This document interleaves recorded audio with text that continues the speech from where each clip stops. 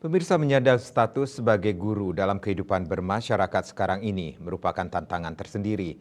Profesi guru yang ada melekat tidak hanya di sekolah saja, melainkan juga di masyarakat dan keseharian guru itu sendiri. Selayaknya guru yang memiliki arti harfiahnya adalah berat, maka tugas dan tanggung jawabnya pun juga sangat berat.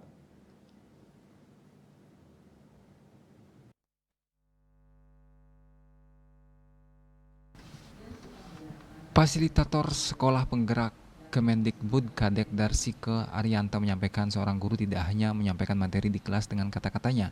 Segala tindak tanduknya di sekolah dan masyarakat juga dipantau dan diperhatikan oleh masyarakat sehubungan dengan hal tersebut.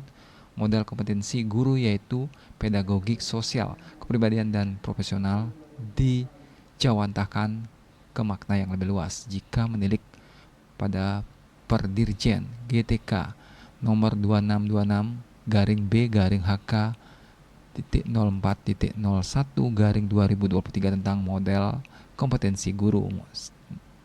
Model kompetensi yang baru ini dibuat untuk menyimbangkan 4 kompetensi guru secara simultan dan terarah untuk mendukung dan juga menyelaraskan kompetensi sosial dan guru ke depannya.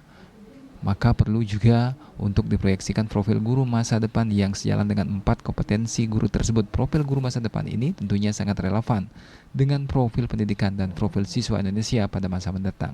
Profil guru Pancasila yang relevan dengan profil pelajar Pancasila dominan memiliki karakter beriman dan bertakwa kepada Tuhan Yang Maha Esa, serta berakhlak mulia, mandiri, bernalar kritis, kreatif, gotong royong atau kolaboratif, dan berkebinekaan global. Guru tersebut memahami ajaran agama dan kepercayaannya, serta menerapkan pemahaman tersebut dalam kehidupannya sehari-hari. Kepribadian guru ini identik dengan religius guru dari 360 derajat.